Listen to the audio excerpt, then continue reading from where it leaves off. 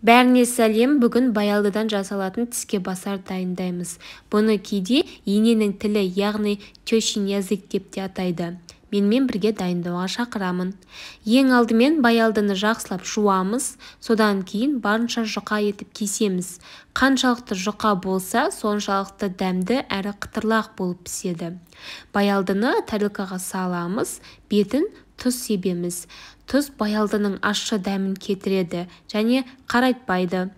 Тұзды көп сепсеңіздер де болады, себебі соңында жуамыз, тұздың дәмі тез кетіп қалады.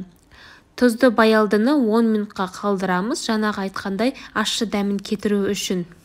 Ал оған дейін соусын дайындаймыз. Кез келген майонез аламыз. Менде осы жолы цезарь салатына арналған соус.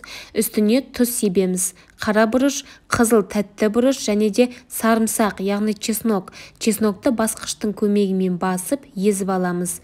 Қалауларыңызша аз көк салсаңыздар да болады. Барлығын жақсылап араластырамыз.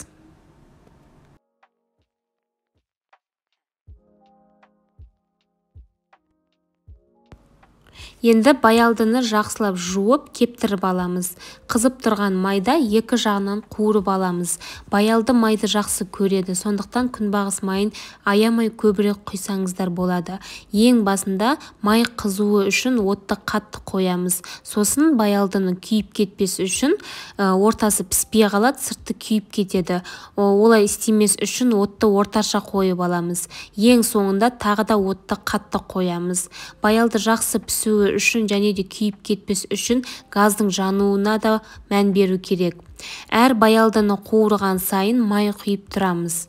Айтып өткендей, баялды майды жақсы көргендіктен майды өзіне тез сіңіріп алады. Осылайша барлығын қуырып аламыз. Дайын болған баялдының үстіне соус жағамыз, соусты жұқа етіп жағып шығамыз.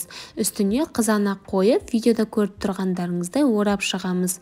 Барлығын осылайша жасап шығамыз. Біздің тіске басарымыз дайын болды. Міндетті түрде дайындап көріңіздер, жақындарыңызды қуантыңыздар.